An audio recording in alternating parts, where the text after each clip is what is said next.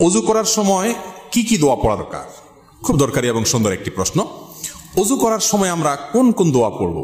ওযুর শুরুতে দোয়া আছে, শেষে দোয়া আছে। দোয়া মানে জিকির।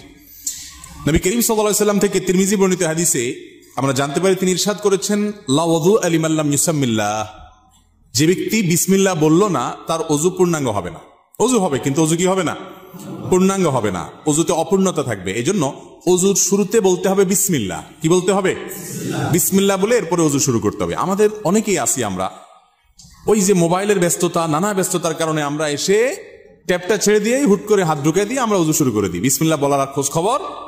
অনেক ইমামদের মতে বিসমিল্লাহ না বললে ওযুই হবে না। যদিও এটা মুফতাবিহি বা ফতোয়া নাই কথার উপরে, এই কথা চাইতে ওযু হয়ে যাবে এটাই সঠিক, কিন্তু ওযু যদি বিসমিল্লাহ বলা ছাড়া করেন, মানটা একটু কম হবে, তরকারি লবণের কমের মতো, এটার কোয়ালিটি একটু কম হবে, কোন রকম হলো আর কি।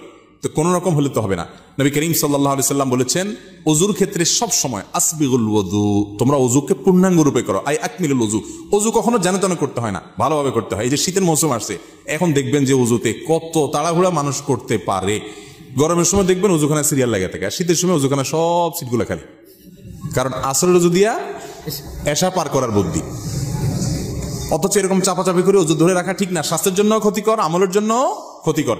এই জন্য ওয়াইলুল আকাবিন নার হাদিসে আসছে, পায়ের গিরা গোড়ালি এই যে চিপা চাপা আঙ্গুলের শুকনা থাকে, এগুলো বিশেষ করে শীতের সময়, অন্য সময় তো বটেই, শীতের সময় বিশেষভাবে এগুলোকে যত্ন সহকারে ধুইতে হয়। যাই হোক, তো ওযুর শুরুতে বিসমিল্লাহ বলতে হবে। কি বলতে হবে? বিসমিল্লাহ। এটা হলো প্রথম ওযুর শুরুর জিকির।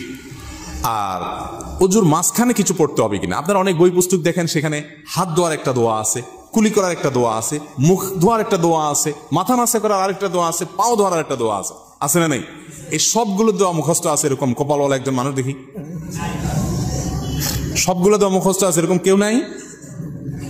মাশাআল্লাহ, আপনারা দেখা যায় সুন্নাত বেদাতের পার্থক্য ভালো বোঝেন।